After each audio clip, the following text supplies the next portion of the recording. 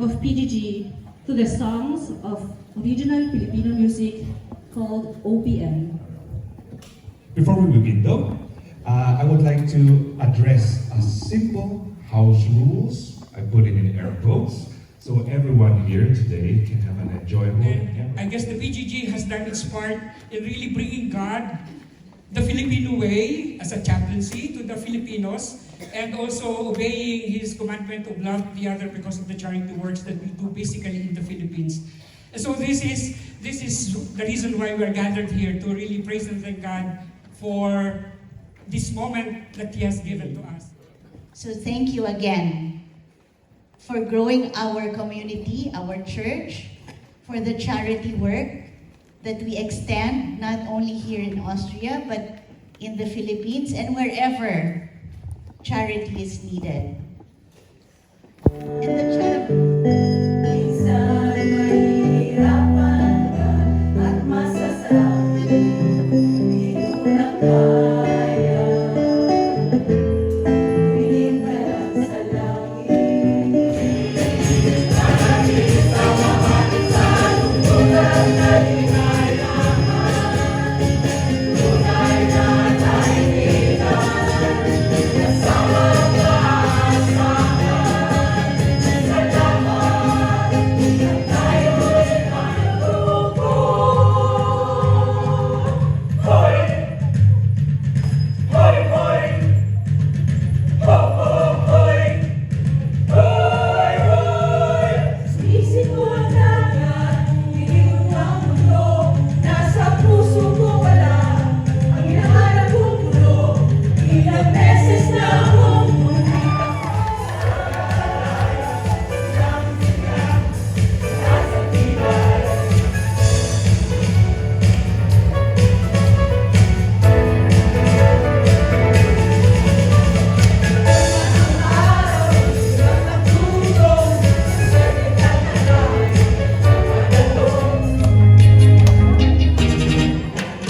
awit para sa sayaw, kahit awit na puro sigaw, kahit awit tungkol sa buhay, pero di na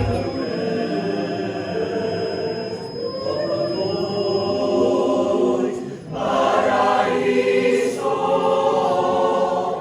ng Bibekistan. Ang aking pangako na nakapagtitiwala sa Diyos, kahit nabuti ang buhok ko. Titik ay hinugot sa pusong di magtatampo. Ang hatid ay kaligtas. Every nation, the rich and the poor, we are the world of the restless and young, and we need a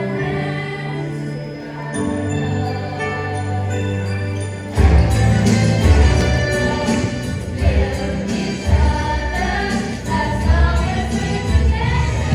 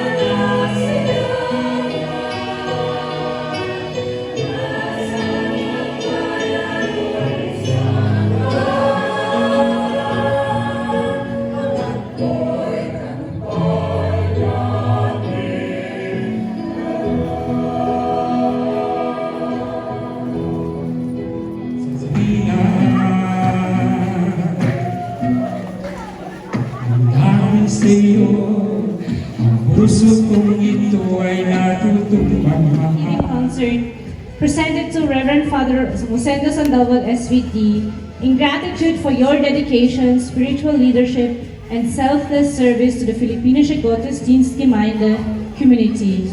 Given this day of 20th September 2025 at Stefan Fadinger Platz 1, 10. Bezirk in Wien, Österreich. Patuloy pasasalamat sa Diyos. Thank you for being the driving force behind this unforgettable event. Your passion and dedication continue to inspire us all, and we are truly blessed to have you as part of the team. With our heartfelt appreciation.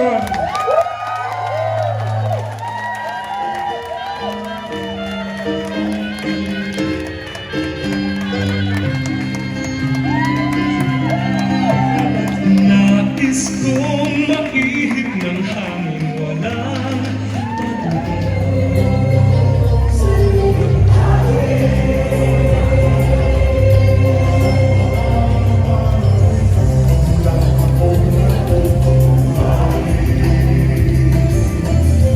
the PGG service team, and of course our wonderful audience for that amazing final performance.